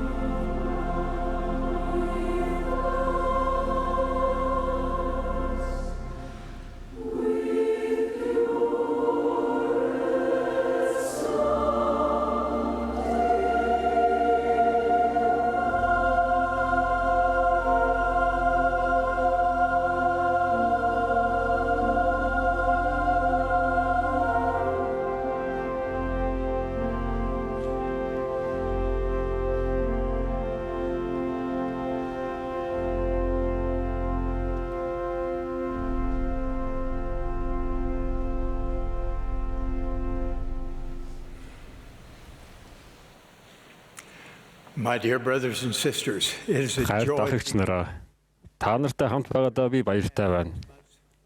Өнгөрсөн 6 сарын турш би та нарыг үргэлж оюундаа санаж залбирч ирлээ. Та нарт хандан ярьж байхад ариун сүнс их эзний та нарыг сонсосоо гэж хүссэн зүйлийг дамжуулах болтугай хэмээн би залбирч байна. Олон жилийн өмнө мис заслын дадлага хийж байхдаа би өндөр халдвар бүхий өвчлөлт явагдсан хөлийг тайрах хагалгаа хийж байсан мис заслын эмчид тослох болсон юм. Мис засал хүнд байлаа. Асуудал багдсан юм шиг нэг баг маань ажлаа муу хийснээс болж эмч уураа барьж чадсангүй. Тэр уурлсандаа бөөн юм бүхий мис заслын хотгоо шидсэн бөгөөд тэр нь миний шуун дээр бууж орхив. Галзууртлаа уурлсан эмчээс бусд нь мис заслын дүрмийг аимшиггүй зөрчсөн энэ үйлдэлээс айж цочирдсан байлаа. Аз болж би халдвар авсангүй. Гэсэн ч энэ үйл явдал надад мартагдчихгүй улмөр үлдээсэн юм. Би яг тэр мөчөд мис заслын өрөөнд манд юу ч болж байсан сэтгэл хөдлөлөө барих чадвараа хизээч алдахгүй гэж өөрөө өөртөө амлаж үлээ. Мис заслын хотго байна уу, үг байна уу? Юу ч хизээч уурандаа шидлэхгүй гэж би амласан. Одоо олон 10 жилийн дараа өнөөгийн бидний харилцан яриа дэндүү олон хувийн харилцаанд халдварладаг хорт зөрчилдөөн миний гаран дээр унсан бохир мис заслын хотгоноос илүү хор нөлөөтэй болов уу гэж би бодох боллоо. Хит туйлшрах, санал зөрөлдөөнөө уур омгоор илэрхийлэх болсон энэ цаг үед боловсон илдэг харилцаа үгүй болсон мэт. Бүдүүлэг үг хэллэг, ярих, буруутныг хаах, бусдыг муулж ярих нь хэвийн үзэгдэл болж дэндүү олон шинжээч, улс төрч, соёл урлагийнхан болон бусад инфлюенсер гутааж доромжилсан үгсийг байнга шидэлж байна. Өөртөө санал нийлэхгүй хэнийг ч буруутгаж, хараан зөвхөж, гүтгэн доромжлох нь хэвийн зүйл мэт болон хүлээн зөвшөөрөгдөх болсонд миний сэтгэл ихээхэн эмзэглэх боллоо. Ихэнх нь зүрх шимшрүүлэм, мис мэт хорц үгсээр өөр нэгний нэр хүндийг унгахыг хүснэ. Уур хилэн хизээч ятгах чаддаггүй. Дайсагнал хизээч хэнийг ч сайхан харагдуулдаггүй.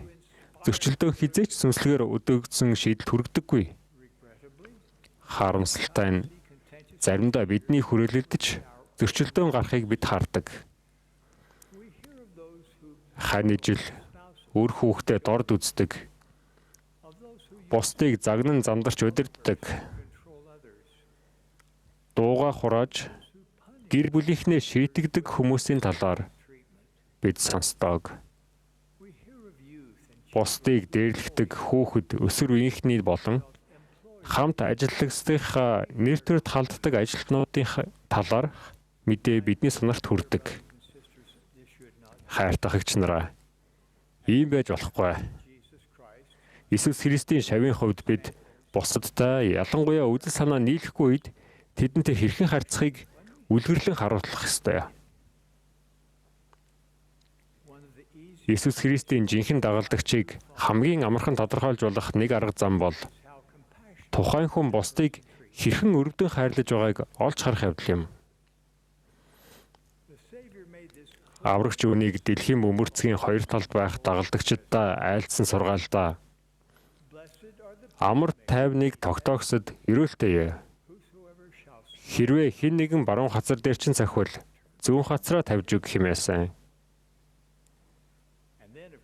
Мэдээж дараа нь тэрээр хүнийг бүрийг дайснуудаа хайрл. Чамайг зөвхөх тэднийг адсал. Чамайг үзэн ядах тэдэнд сайныг үйлд. Мөн чамайг хүнлэг бусаар ашиглах, мөн чамайг хавчин гадуурхах тэдний төлөө залбир хэмээн зөвлөн уриалсан. Нас барахынхаа өмнө аврагч 12 төлөөлөгчдөө би та нарыг яаж хайрласны адил та нар мөн бие биенээ хайрлагтун хэмээн зарлаглаад бие биендээ хайртай байваас та нарыг миний шавнар гэдгийг үүгэр чинь бүгд мэдэх болно хэмээжээ. Аврагчийн захиас тодорхой. Нөхцөл байдал хэр хүнд байхаас үл хамааран түүний жинхэнэ шав бусдыг хөгжүүлж, өргөж, урамшуулан дэмжиж, ятгаж, сүнслэгээр өдөөдөг. Иесус Христийн жинхэнэ шав амар тайвныг тогтоогч юм.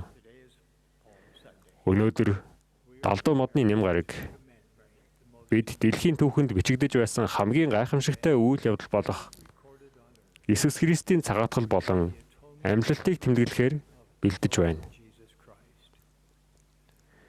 Аврагчид хүнлэл үзүүлэх хамгийн шилдэг арга замын нэг бол амар тайвныг тогтоогчд болох явдал юм аа. Аврагчийн цагаатгал бидэнд зөрчилдөөнийг оролцуулаад бүх хилэнцгийг ялан дийлэх боломжийг олгосон. Зөрчилдөөн бол хилэнц гэдгийг бүү март. Есүс Христ зөрчилдөөний сүнстэй хүмүүс нь түүнээс бус харин зөрчилдөөний эцэг болох чөтгөрөөс болоо. Мөн тэрээр хүмүүний зүрх сэтгэлийг нэг нэгэндээ уурлан зөрчилдөхэд өдөө хадгадаг хэмээн тунхагласан. Өөрсдөө үүнийг ухаарч ойлгоогүй байж болох ч зөрчилдөөнийг өдөөдөг хүмүүс чөтгөрийн дүрмээр тоглож байгаа хэрэг. Нэг ч хүн хоёр эзэнд зэрэг үйлчилж чадахгүй. Бид үг хэлээрээ дайрч доромжлон чөтгөрийг дэмжихийн сацуу Бурханд үйлчилж болно гэж бодож болохгүй. Хайрт ах эгч нар минь, бидний бие биедээ хэрхэн хандаж байгаа байдал үнэхээр чухал. Гэртээ, сүмдээ, ажил дээрээ, онлайнаар гээд бусадтай ярьж байгаа болон бусдын талаар хэрхэн ярьж байгаа байдал маань үнэхээр чухал.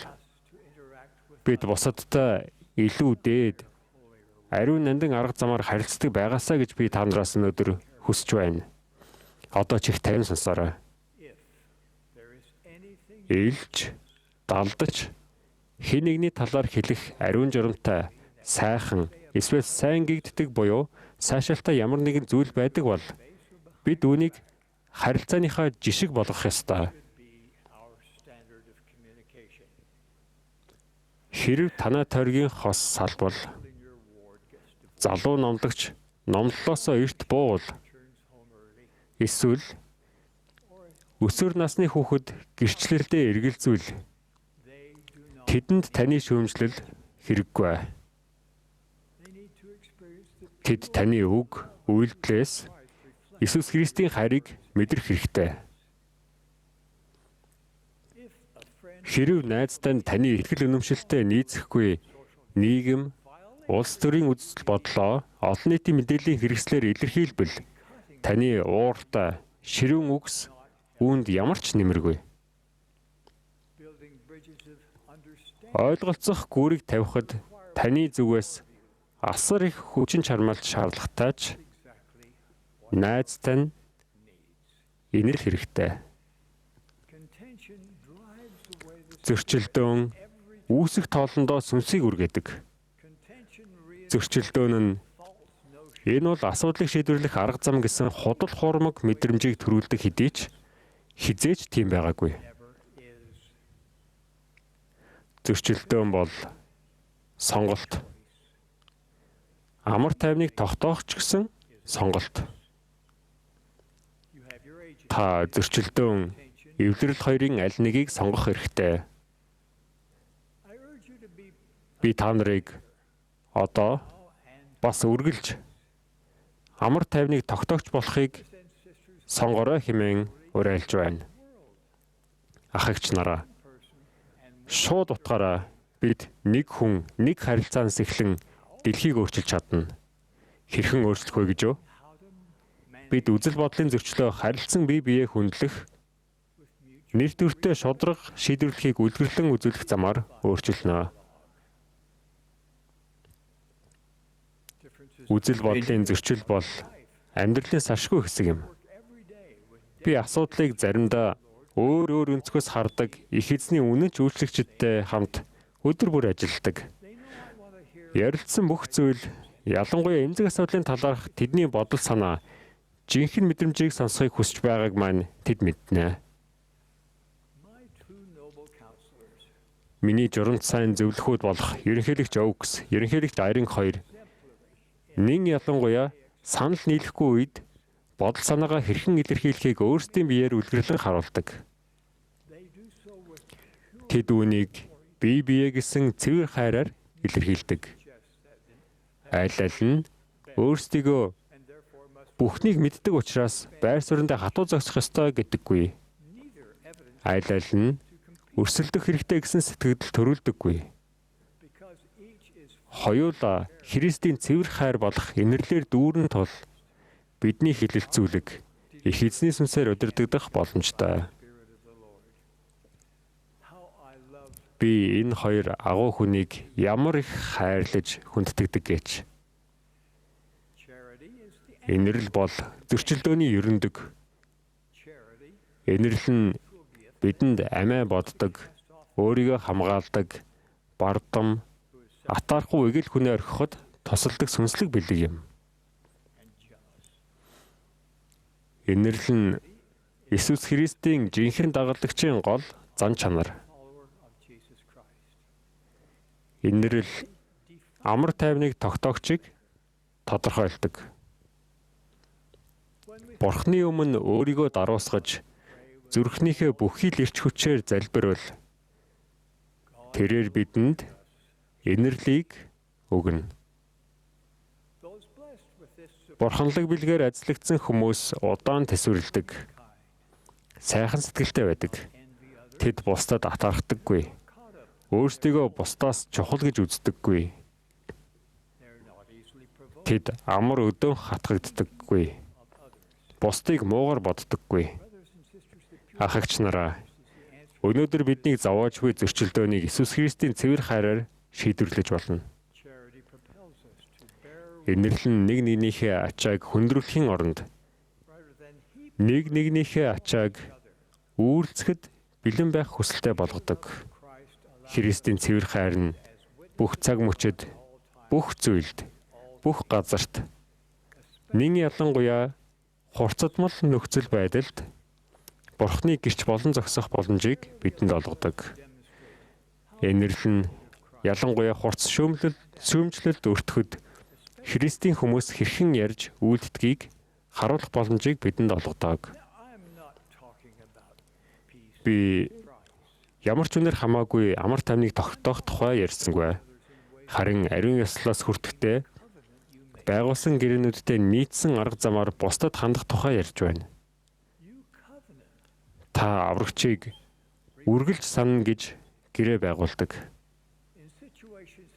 Би та нарыг зөрчилдөөнөөр дүүрсэн хурцадмал нөхцөл байдалд Иесус Христийг санахад уриалж байна. Түүний хэрхэн хэлэх, үйлдэх байсныг дагах зүрх зориг, мэрэгэн ухаантай байхын төлөө залбир. Инх амгалангийн ханхүүг дагснаар бид амар тайвныг тогтоогчд болно. Яг одоо энэ захиас хэн нэгэнд үнэхээр тос олно гэж та бодож байж болох юм. Танд илүү сайхан ханддаг болоход нь тэдэнд тослох юм билүү гэж та найдаж байж магад. Би тэгж найдаж байна. Гэхдээ би та нарыг ч мөн өөрсдийн зүрх сэтгэл рүү өнгийн амар тайвныг тогтоогчд болоход тань саад болж буй бардамнал атаархлын хилтерхий байгаа эсхийг харна гэж найдаж байна. Хэрв та Израилийг цуглуулахад туслахыг мөнхөд үргэлжлэх харилцаа холбоог хөгжүүлэхийг чухалчилдаг бол өшөө хорслоо ардаа орхих цаг тань одоо иржээ. Зөвхөн өөрийнхөө арга замаар зүтгүүлэхээ яг одоо бол.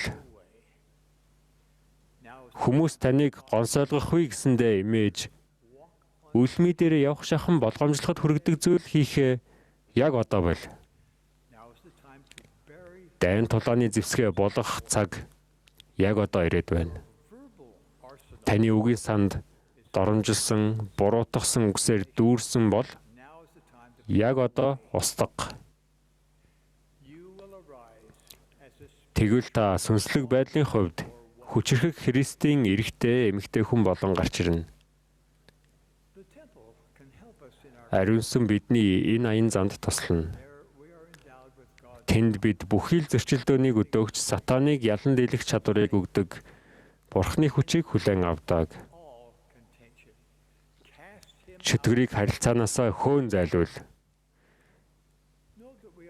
Бид бас үйл ойлголцлыг арилгаж гомдхоос татгалзах бүрдээ дайсныг дарж байдгийг санаарай. Оронд нь бид Иесус Христийн жинхэнэ шавийн зан чанар болох эрхэм нэгүслийг үзүүлж чадна. Амар тайвныг тогтоогчд нь дайсныг зогсоодог саад юм. Бүгдээрээ толгод дээрх жинхэнэ буюу нууцлагдах аргагүй гэрэл болцгоё. Эдрийтэй асуудлуудыг шийдвэрлэх хүндэтгэлтэй арга зам, зөрчилдөөнийг арилгах гэгээлэг арга зам бий гэдгийг харуулцгаая. Таныг Иесус Христийн жинхэнэ дагагчдаас харагддаг инэрлийг үзүүлэхэд их эзэн таны хичээл зүтгэлийг төсөөллөөсөө хол давсан их хэмжээгээр өсгөн нэмэгдүүлэх болно.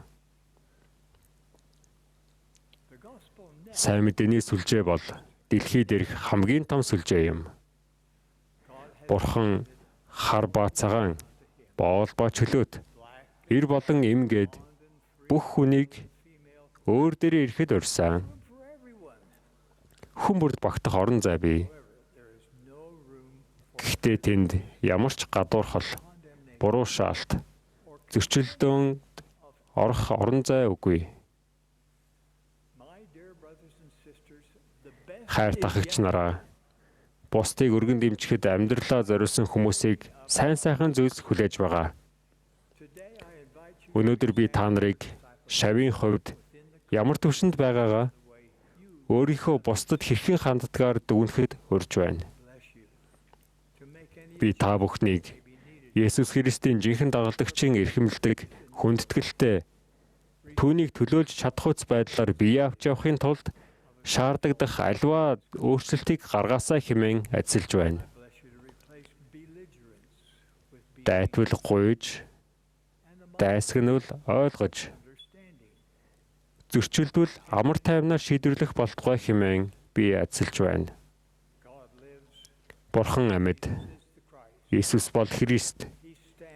Тэр бол энэ сүмийн тэргүүн. Бид түүний үйлчлэгчид. Тэр бидэнд амар тайвныг тогтоогчд байхад туслана. Би үүнийг Иесус Христийн ариун нэрээр гэрчилж байна. Амен.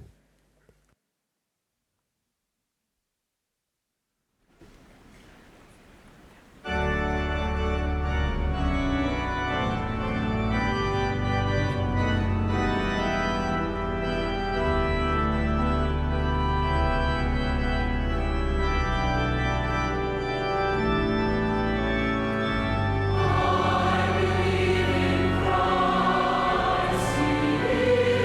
my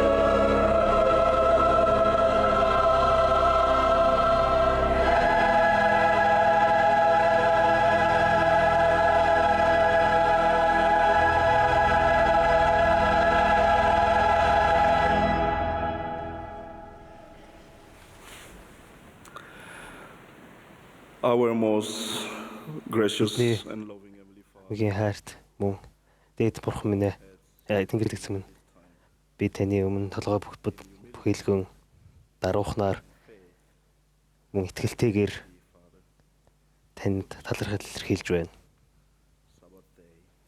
Нөгөө гайхалтай ариун өдрийг өгж байгаад түн талархаж байна. Би танд таны ариун сүнс бидний донд байгаа талархаж байна. Мөн хөөсөн захиасуудад талархаж байна. Өнөөдрийн хөвдөж авсан захиасуудад бид энэ хөө Христийн амьсны баярыг тэмдэглэхээр бэлтгэхдээ таны хүүгийн гэсэн билээд талархаж түүний өөрийн бидэнд өгсөн амьдралыг талархан мөн түүний бидэнд зориулсан амьдрал түн зэшээ баяр талархаж мөн түүний бэлгээр дамжуулан дахин амьдарч үрд мөнхөд хамт байж мөн түүнтэй адилхан болох боломж байгаа талархаж байна. Би танд хайртай. Би таныг зүтгэмширж байна. Бид үрд мөнхөд танд мөн таны хүүгийн цагаатгалд талархалтай байна. Бид мөн таны бошголагчд байгаад талархаж байна. Мөн таны дуу хоолойг амьд бошголагчаар дамжуулан Grassland-ээр дамжуулан сонсох боломжтой байгаад талархаж байна. Би таны түүнийг хүчрхэгжүүлсэ гэж мөн залбирч байна. Мөн биднийг тайлбарлаасаа мөн та бидний дэмжсэн нөхөө бүх бошголагч мөн үзэмжтийг айдалж өгч мөн залбирч байна. Бид мөн энэ хөө гайхалтай чуулганы хэсэг хийгээд мөн дуу хөгжин бүх зүйлд талархаж байна. Мөн үгээр дамжуулан бид бусдыг та хэрхэн биднийг хардаг шиг харах боломжтой байхаар айцалж өгч мэй гоо залбирч байна. Мөн бид бие биенээ хүчрхэгжүүлэн бие биенээ туслаж мөн өсөж хөгжиж мөн тантай хамт байхаар дахин бэлдэж хамжилт тэр боломжоор айцалж өгч гэж мөн залбирч байна.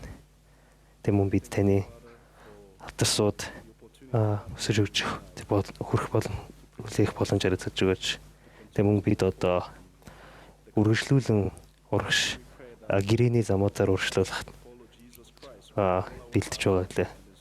Бид өөрсдийн бүх зүрх сэтгэл хүчин чадлаараа таны хүүг дагаж мөн өөрсдөө түүний нэрийг талархалтайгаар хүлээж авч мөн баяр баясгалтайгаар түүний замыг дагах та туслаач. Мөн биднийг таны гардах зэмсгэж мөн биенийг хайрлаж биенийг хүчрхэгжүүлж мөн ямарч зөрчилдөөнөөс хол байж мөн таны тэрхүү амар амгалан тунхлагч байхаар айцалж өгч мэн таны хөө аврагч Иесус Христосийн нэрээр залбирч байна. Амен.